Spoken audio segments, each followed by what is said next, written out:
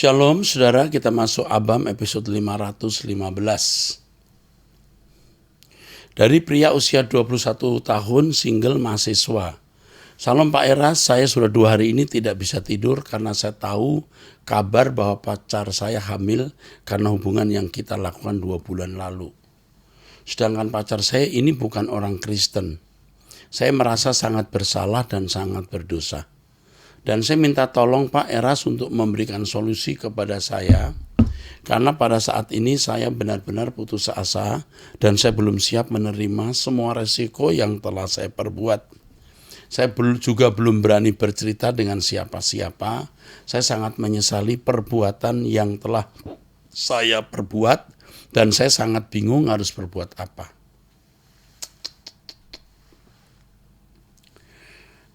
Kalau kamu sedih nih baca begini, rumit. Yang pertama, kamu harus cerita kepada orang tua. Dan orang tuamu harus datang kepada, ini pria usia 21 tahun ya. Orang tuamu harus datang ke orang tua perempuan ini. Ini tidak bisa tidak harus kamu lakukan. Jangan melakukan aborsi. Orang tuamu harus datang ke orang tua itu dan memberitahukan keadaan itu dan bersedia bertanggung jawab. Bertanggung jawab bukan berarti harus menikah. Karena kalau menikah dia harus masuk iman Kristiani, harus. Tapi kalau menikah dalam keadaan kamu belum bisa cari nafkah, ini juga salah. Bertanggung jawab artinya untuk kelahiran dan besarnya anak itu. Sampai wanita ini kalau nanti menikah ya sudah tidak bisa dibantu lagi. Atau kalau nanti si anak ini lahir, anak ini diambil oleh orang tua kamu. Harus begitu, tidak bisa enggak. Kamu harus berani memikul tanggung jawab. Cerita kepada orang tua, datangi orang tua wanita, mengaku bertanggung jawab untuk dilahirkan dan diambil anaknya kalau mau, atau dibesarkan dan ikut membantu semampu kamu atau keluarga kamu. Itu yang dilakukan. Kalau menikah, ini kecil kemungkinan menurut saya. Karena kalian belum siap berkeluarga. Anak itu biar dilahirkan, lalu tanggung jawab biaya dan masa depan anak itu di tanganmu dan keluarga kamu. Saya kira itu saja. Lakukan ini, lalu bagaimana nanti, ini nanti kita pikirkan lagi. Ya, mungkin kamu akan dihubungi dan diberi petunjuk apa yang harus kamu lakukan. Kamu kalut sekali. Tapi kamu akan diberi petunjuk. Saya akan ikut memberi petunjuk kepada kamu. Apa yang harus kamu lakukan. Ini yang kamu harus lakukan. Bertanggung jawablah. Jangan diam-diam dan jangan menggugurkan. Jangan menutup dosa dengan dosa. Oke. Bagi yang lain yang mendengar Abam, hati-hati bergaul kalau sudah begini mengerikan. Ya. Oke, dari seorang pria, tidak jelas umurnya ini. Salam, saya seorang Kristen yang bercerai dan menikah lagi. Pernikahan pertama saya merasa gagal sebagai kepala rumah tangga yang baik karena istri suka dugem dan menggelapkan uang yayasan gereja. Wow. Kenapa saya memutuskan meninggalkan dia? Karena pada satu titik dia pergi dugem dan saya dikasih obat tidur sampai saya tidak sadarkan diri. Ini gila bener nih ya. Istri bisa dugem, suaminya diberi obat tidur sampai tidak sadarkan diri. Ini lucu banget nih. Saya tidak meminta pembelaan atas hal yang saya lakukan. Ini benar di mata Tuhan, tapi saya tetap mau ikut Yesus.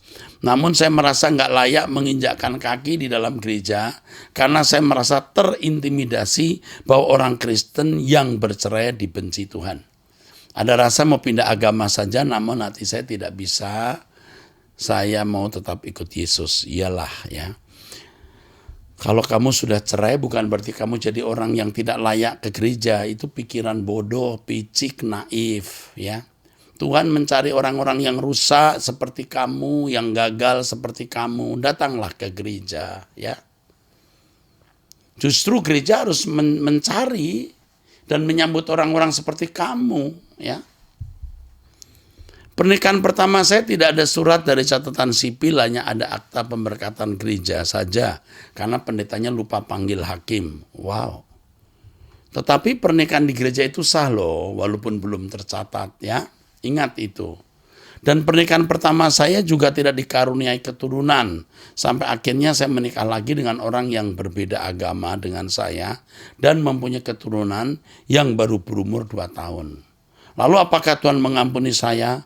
Mengampuni kamu. Tuhan menantikan kamu pulang di dalam pelukan Gembala Agung, nak. Apakah Tuhan mau menerima saya kembali? Sangat. Bahkan Bapak di surga menantikan kamu. Atau ada gereja yang bisa menerima saya? Bisa, saya. Erastus Sabdono. Kamu tinggal di mana? Kalau kamu di Jakarta, datanglah ke gereja saya. Saya sangat menyambut kamu. Dan Tuhan menyambut kamu.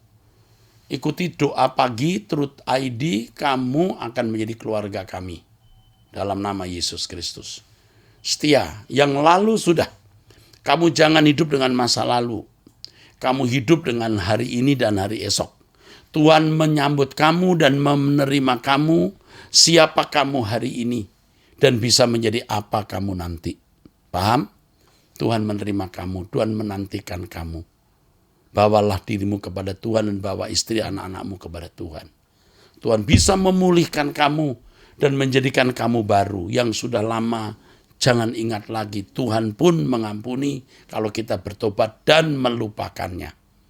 Selamat hidup baru. Tuhan memberkati. Ibu rumah tangga usia 50 tahun di Bekasi. Salam Pak Era, saya pecinta suara kebenaran dan selalu mengikuti doa pagi. Pak Era, saya saat ini banyak pergumulan. Saya mempunyai seorang putri berumur 20 tahun. Saat ini cuti kuliah karena kami tidak mampu lagi menguliahkannya dan memutuskan untuk bekerja. Tapi pada saat MCU untuk persyaratan bekerja, anak saya pun dinyatakan tidak lulus karena ada sikliosis hati. Aduh, saya benar-benar sedih, Pak. Saya merasa kasihan dan anak saya juga menangis. Dia bilang kalau saya seperti ini saya bisanya bekerja di mana ya, Ma? Saya bilang sabar ya, Nak, Tuhan pasti tolong kamu. Dan saat ini dia juga masih melamar pekerjaan. Tolong doakan ya, Pak, biar Tuhan tolong anak saya bisa bekerja dan melanjutkan kuliahnya. Doakan saya, Pak, supaya bisa menjalani hidup ini dengan kuat, dengan beban yang saat ini saya jalani, beban ekonomi yang rasanya saya tidak mampu untuk menghadapinya. Terima kasih ya Pak Eras. Kamu tidak jelas ini. Oh, kamu punya suami tidak? Kamu bekerja apa? Lalu anak kamu kuliah sudah semester berapa? Ini harus dijelas supaya saya bisa menjawab. Tapi baiklah, nanti saya akan minta ibu konselor menghubungi kamu. Apa yang bisa dibantu, ya. Ya. Semangat ya, masih ada jalan buat Tuhan. Kamu masih punya keluarga, paling tidak keluarga di pecinta suara kebenaran. Kita berdoa bersama, kita berjuang bersama. Anakmu masih punya masa depan, ya. Kuliah anakmu itu apa juga saya tidak tahu. Dia punya interest ke apa, tidak jelas ya. Tapi percaya Tuhan akan tolong. Dan hal-hal seperti ini tidak bisa saya jawab. Makanya saya akan mengutus seorang untuk mendampingi kamu atau untuk mendampingi kamu. Tunggu ya, kamu akan dihubungi. Pria usia 48 tahun, punya istri dan 3 anak. Salam Pak Era, saya dipertemukan Tuhan dengan suara kebenaran saat tahun 2017. Dan saya hampir setiap hari mengikuti khotbah Bapak mulai dari tahun 2017 sampai saat ini. Juga Abam, karena saya masuk grup WA suara kebenaran yang dipimpin Sugeng, Pak Sugeng. Dan saya mengikuti doa pagi setiap pagi jam 5 pagi. Dan semua doa puasa dari yang seminggu 40 hari, 30 hari, 5 hari, hampir semua saya ikuti. Dan belakangan ini dalam doa-doa pribadi saya minta kepada Tuhan bagaimana saya bisa hidup suci tidak bercela. Keren. Karena saya merasa saya tidak mungkin bisa hidup suci kalau hanya dengan kekuatanku sendiri tanpa pertolongan Tuhan. Amin. Tapi saya merasa yakin kalau Tuhan melihat saya sungguh-sungguh memperkarakan ini, Tuhan pasti menolong saya dan suatu saat saya bisa hidup suci berkenan di hadapan Tuhan. Amin. Ini sama gairahnya dengan saya. Sama prinsipnya, sama konsepnya. Amin. Saya sering merasa hampir putus asa karena betapa sulitnya mengubah karakter watak lama saya ini. Saya merasa manusia lamaku ini belum mati. Tuhan mengkondisikanku untuk tidak menikmati dunia ini. Sementara saya juga belum menemukan Tuhan. Jadi hidup ini terasa hampa dan saya merasa kesepian. Saya jatuh bangun dalam mengikuti Yesus. Inilah yang menjadi pergumulanku di mana saya rindu sekali mengalami perjumpaan pribadi dengan Tuhan. Sementara kesucian hidupku belum mencapai standar Tuhan. Walaupun saya sudah tidak melakukan pelanggaran moral umum. Tapi saya selalu merasa masih sangat jauh sekali dari sempurna. Itu pergumulan sama yang sudah saya jalani. Lewati, nanti kita akan bisa mengalami perjumpaan dengan Tuhan. Dan kalau sudah begitu kita tidak mundur lagi. Saudara baru tahu bahwa hidup suci itu sebuah keniscayaan. Bisa. Jalani terus ya.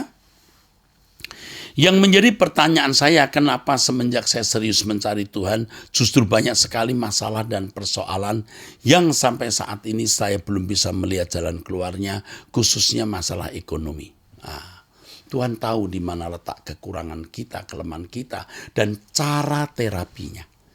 Sejak saya sungguh-sungguh sama, saya banyak masalah. Masalah berat-berat sekali. Saya katakan bukan berat, berat sekali. Benar-benar berat. Tapi ternyata itu mengkikis kodrat dosa kita. Kita tidak kenal diri kita seperti Tuhan kenal diri kita. Maka Tuhan tahu terapi apa yang tepat untuk mengkikis kodrat dosa kita. Tapi usaha kami seperti tidak jalan saking sepinya dan kebutuhan sehari-hari saya sering tidak cukup. Belum biaya sekolah anak yang sudah kelas 3 SMU, yang satu lagi kelas 3 SMP, yang anak terakhir masih TK, dan kami masih banyak hutang yang belum bisa kami bayar. Bukannya karena kami boros atau tidak bisa mengatur keuangan, tapi karena kebutuhan jauh lebih banyak dari pendapatannya. Bukannya saya tidak bekerja keras, bengkel kami sudah buka mulai jam 6 pagi dan tutup jam 10 malam. Sementara saya lihat bengkel orang lain buka siang dan sudah tutup jam 6 sore. Tapi mereka jauh lebih sukses dan bengkelnya selalu ramai. Sementara bengkel kami sampai berjam-jam bisa tidak ada yang datang. Kami sudah berusaha sesuai kemampuan kami. Yang menjadi pertanyaanku, apakah ini maunya Tuhan dalam hidupku atau maunya iblis, pekerjaan kuasa gelap? Apa yang harus kulakukan, Pak, menghadapi keadaan ini? Oh ya Pak, pernah suatu kali saking beratnya hidup ini, saya hampir menyerah. Saya hampir mau menukar hak kesulunganku dengan semangkok makanan. Mau mengorbankan kehidupan kekalku hanya karena perkara fana. Tapi puji syukur kepada Tuhan lewat Truth ID, saya dengar, saya dikuatkan oleh Roh Kudus sehingga saya bisa kembali datang kepada Tuhan. Perlu Bapak ketahui sebelum saya bertobat, kami tidak ada masalah secara ekonomi, bahkan lebih dari cukup. Pertanyaan yang kedua, apakah ini bagian dari proses Tuhan? Saya sudah jawab tadi, proses. Karena walaupun banyak masalah fana seperti yang saya sebutkan di atas, tapi saya selalu bilang sama Tuhan dalam doaku, kalau itu bukan masalah besarku, tapi yang menjadi masalah besarku adalah saya belum berkodrat ilahi. Aduh, luar biasa ini. Luar biasa kamu. Apakah karena doaku seperti ini malah saya mendapatkan banyak kesulitan? Apakah saya sudah di track yang benar? Kamu sudah di track yang sangat benar. Bukan benar, sangat benar. Maaf Pak kalau pertanyaanku agak panjang. Oke. Yang pertama, kamu berdoa untuk bengkelmu. Kamu berdoa minta minyak. Kamu bawa minyak. Kamu doakan minyak itu dikuduskan, diurapi. Kamu urapi bengkelmu. Saya tidak sering menyuruh orang begini. Tapi untuk kamu saya suruh. Dalam nama Yesus Kristus, semua kuasa gelap roh jahat yang menghalangi nafkah dari saudara ini, saya patahkan dalam nama Yesus Kristus. Saat ini juga saya patahkan dalam nama Yesus Kristus, agar pria usia 48 tahun dengan 3 anak, 1 istri ini dimerdekakan dari kuasa gelap. Tuhan buka jalan untuk kehidupan ekonominya. Saya patahkan semua kuasa gelap roh jahat yang menyerang usaha pria ini, anak Tuhan ini, dalam nama Yesus Kristus. Amin. Lakukan tadi minyak, kamu doakan, bisa pakai baby oil, bisa pakai minyak tanah, minyak goreng maksudnya. Sedikit saja dalam nama Yesus, oleskan di bengkel kamu.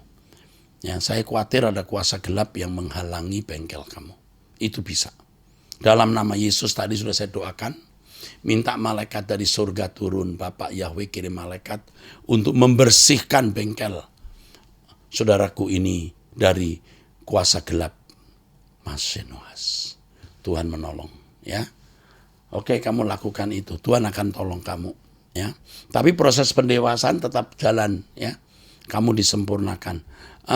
Anak SMA kelas 3. Kalau anak kamu tertarik untuk menjadi guru, teolog, konselor, kamu kirimkan ke STT Ekumene. Saya akan bisa membantu. Anakmu kelas 3 SMP, kalau lulus, ya, kami sedang mempersiapkan sekolah tinggi teologi.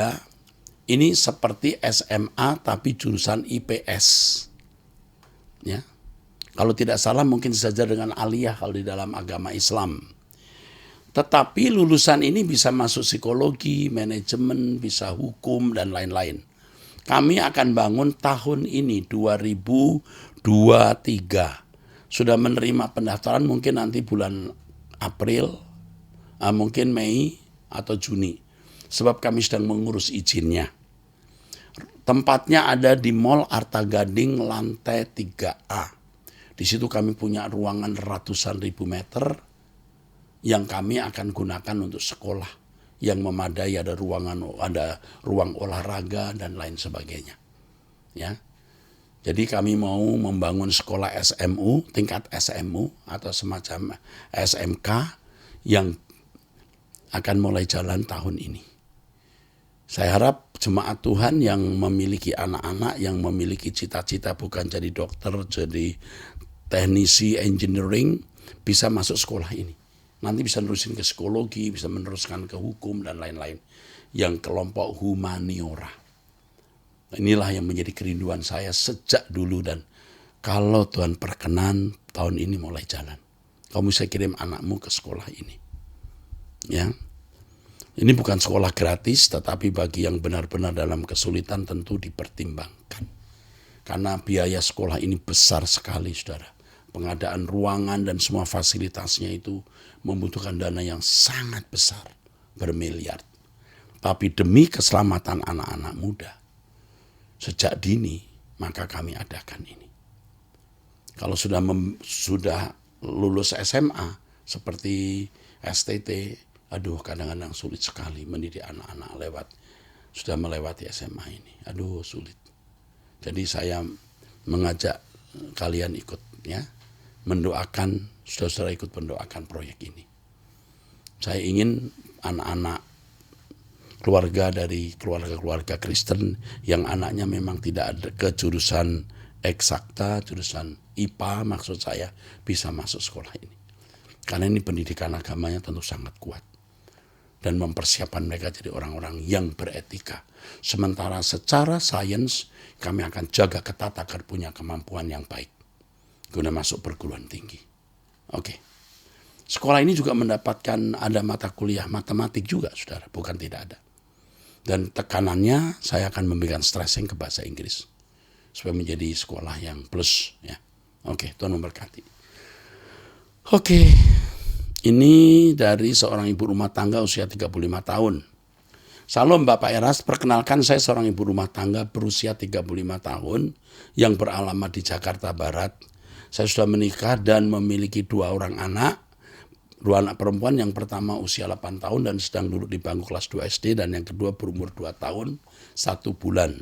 Pekerjaan suami saya sopir di salah satu perusahaan di Tangerang. Saya aktif di salah satu gereja di Jakarta Barat sejak bulan Juni 2022. Saya suka mendengarkan khotbah-khotbah Bapak dan selalu mengikuti setiap acara-acara di Truth ID, baik secara live, doa pagi, ataupun tayangan ulang lainnya. Dan saya sangat diberkati dengan ajaran-ajaran yang Bapak sampaikan. Ya, sebelumnya saya mohon maaf Bapak karena saya WA agak panjang. Saya mau cerita mengenai mimpi saya tadi malam Pak. Di dalam mimpi saya bersama dengan anak-anak saya berjalan di sebuah hutan yang sangat gelap, dan di tengah perjalanan saya dan anak-anak saya mendekati sebuah jurang yang sangat dalam. Saya mendengar satu suara, sepertinya itu suara balapan kuda suami saya bersama dengan beberapa orang lainnya. Dan seketika itu saya langsung mutar balik untuk mencari suara itu, dan mulai dari situ saya tersesat dan kehilangan kedua anak saya. Dan saya tidak tahu mau cari kemana, saya langsung menangis histeris. Dan pada saat saya menangis, saya mendengar Pak Eras berkata kepada saya, ikutilah teladanku maka kamu akan hidup. Oh. Ketika saya menangis, saya mendengar Bapak Eras berkata kepada saya, ikutilah teladanku maka kamu akan hidup. Setelah saya mendengar suara itu, saya terus mencari. Akhirnya saya menemukan anak saya yang pertama di tengah-tengah pohon bambu. Dan di saat saya menemukan anak saya, dia mengenakan pakaian putih semua. Saya langsung memeluk dia dan berkata, terima kasih banyak ya Tuhan. Anak saya sudah ketemu.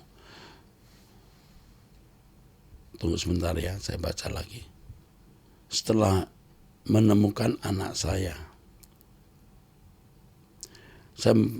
setelah saya mendengar suara itu, saya terus mencari. Akhirnya saya menemukan anak saya yang pertama. Oh, ya Tuhan, anak pertama bertemu. Lalu setelah itu saya keluar di sebuah kebun yang sangat luas, dan kebun itu sudah dibersihkan dan siap untuk ditanami.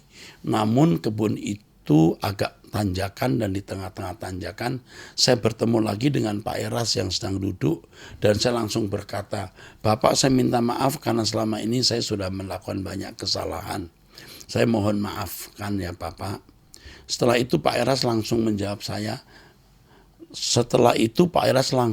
saya, minta maaflah kepada Tuhan, katanya. Karena saya tidak berkuasa lebih dari Bapak. Dan saya menjawab, iya, saya mau tahu Bapak, ketika saya meminta maaf maka Tuhan pasti mengampuni saya.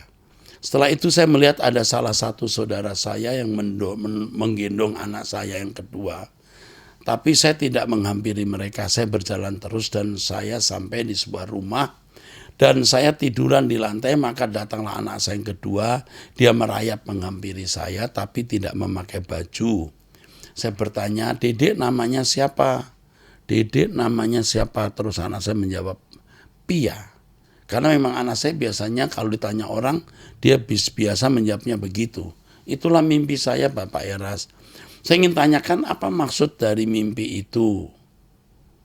Karena saya takut dan bingung, dan setelah itu saya sudah tidak bisa tidur lagi sampai pagi. Saya mengharapkan jawaban dari Bapak. Oke. Yang pertama, Tuhan tidak mungkin memberi teka-teki yang tidak bisa kita jawab. Semua mimpi yang Alkitab tunjukkan selalu ada jawabannya. Jadi yang pertama, kamu tenang saja karena Tuhan tidak mungkin mencelakai kamu. Ya. Kamu berdoa minta jawaban dari Tuhan, Tuhan pasti menjawab. Nah, kalau kamu mau tanya saya, tentu saya tidak berani menjawab. Namun saya punya pertimbangan. Dari mimpi kamu tadi, saya tidak melihat bahaya. Karena dua anakmu bisa kamu temukan. Itu. Tidak terhilang. Jadi dua anak itu bisa kamu temukan. Mengenai suamimu yang balap kuda, ya bisa saja berarti bahwa suamimu sedang berjuang untuk memenuhi kebutuhan. Di tengah-tengah kompetisi dan persaingan dalam dunia kehidupan, dalam dunia sekuler di kehidupan ini. Jadi bukan sesuatu yang membahayakan. Tapi kau pasti melewati keadaan yang sulit, itu saja. Keadaan sulit kamu lewati, tapi kamu tidak kehilangan anak, dan kamu juga tidak kehilangan kehidupan. Kau masih memiliki kehidupan. Ya. Tapi lebih lengkap dan tepatnya, kamu harus bertanya kepada Tuhan. Ya. Kalau kamu tanya anakmu Dede namanya siapa, menjawab seperti yang biasa dia jawab, berarti keadaan itu bukan keadaan yang berubah. Itulah keadaan hidupmu hari ini. Bisa dilewati. Oke, Tuhan memberkati. Jangan lupa doa pagi setiap hari dan mendengarkan khotbah saya. Di situ kamu akan mendapatkan hikmat Tuhan. Dari ibu rumah tangga usia 47 tahun. Salam Pak Eras, saya seorang ibu single parents dari 2 orang putri. Yang pertama usia 23 tahun dan yang kedua 16 tahun. Saya sudah mengikuti Yesus dari tahun 2010 karena sebelumnya saya berkeyakinan Muslim. Saya mau bertanya, di gereja saya yang sekarang saya ikuti, saya sering mendapatkan omongan-omongan yang kurang baik dari gembala dan saya merasa tidak nyaman. Kejadian seperti ini saya rasakan pada saat pandemi berlangsung sampai saat ini. Tapi saya hanya berdiam dan mengikuti ibadah seperti biasanya. Akhirnya saya berdoa minta pertolongan Roh Kudus untuk menemukan gembala yang misinya kerajaan Allah. Lalu saya dipertemukan di YouTube Truth ID dan banyak diubahkan lewat video-video khotbah Pak Eras. Dan saya sudah datang beberapa kali di Arta Gading dan merasa banyak dilawat Tuhan. Jadi saya mau bertanya, apakah saya lanjutkan ibadah di gereja lama saya atau di tempat Pak Eras? Saya kalau menjawab ini jangan dikira nanti menarik jemaat orang ke gereja kami. Padahal tidak ada orang yang berhak mengakui jemaat itu miliknya. Tidak ada pendeta gereja yang berhak mengakui anggota gereja itu miliknya. Sebab hanya Tuhan Yesus yang memiliki kita semua. Yesus mati untuk kita. Pendetamu maupun saya tidak mati untuk kamu. Ibu rumah tangga usia 47 tahun, kalau kamu sudah dilawat Tuhan dan kamu di Mall Arta Gading diberkati dan bertumbuhlah tetap bersama dengan kami. Tapi kalau Tuhan bicara kepada kamu untuk kembali ke gereja kamu yang lama, kembalilah ke sana. Tapi di sini saya tidak mendapatkan omongan-omongan yang kurang baik dari gembalamu itu apa. Ini rasanya gereja yang tidak banyak orang sehingga ngomongan sana ngomongan sini kedengaran di telingamu. Kamu harus tahu bahwa apakah benar gembalamu ngomong begitu atau orang lain yang memfitnah. Bisa saja gembalamu tidak mengucapkan kalimat itu, gembalamu difitnah, bisa. Omongan-omongan yang kurang baik dari gembala itu kamu dengar langsung atau dari orang lain, itu masalahnya. Tetapi lebih dari itu, bukan masalah ini yang utama. Apakah khotbah pemberitaan firman Tuhan gembalamu membawa kamu kepada kerajaan Allah? Saya tidak tahu siapa gembalamu dan saya tidak boleh memblame atau menghakimi apalagi. Tapi kalau kamu tidak bertumbuh, ya carilah gereja di mana kamu bertumbuh. Tidak harus bersama dengan saya, kemanapun. Yang penting kita selamat masuk langit baru, bumi baru. Amin. Teruskan dengan pria usia 20 tahun, mahasiswa.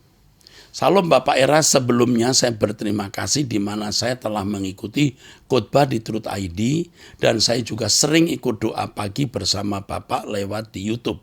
Sehingga saya merasa hidup saya benar berubah dan jujur saja Bapak, baru kali ini saya menemukan pendeta seperti Pak Eras yang khotbahnya tidak hanya kasih enak telinga jemaat atau apalah begitu, tapi di sini saya menemukan bahwa inilah kebenaran yang murni.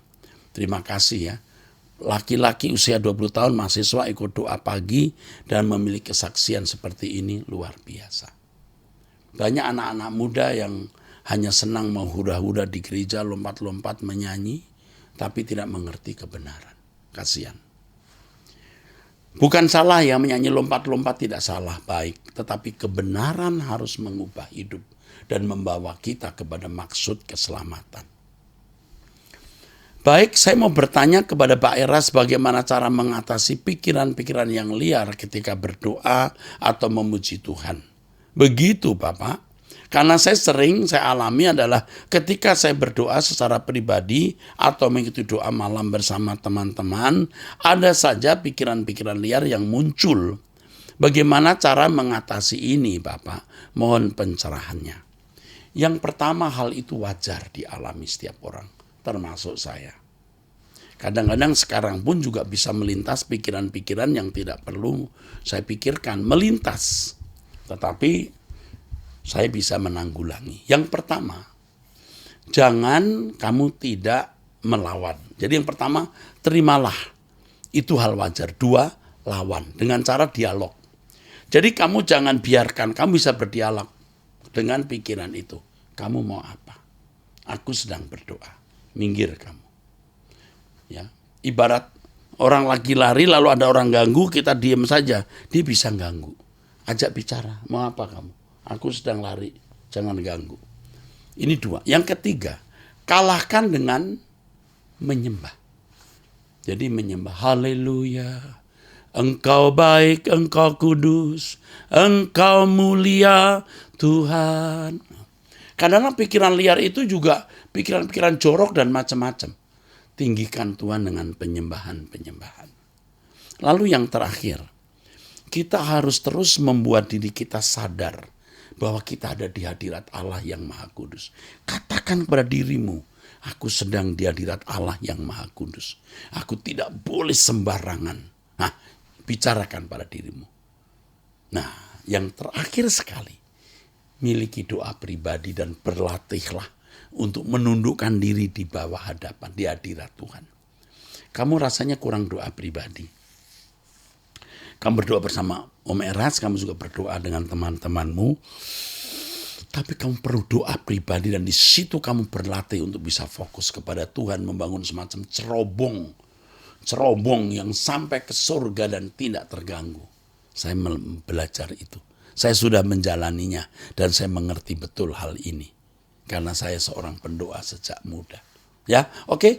Jangan lupa doa pagi jam 5 setiap hari bersama saya. Jangan bangun kesiangan.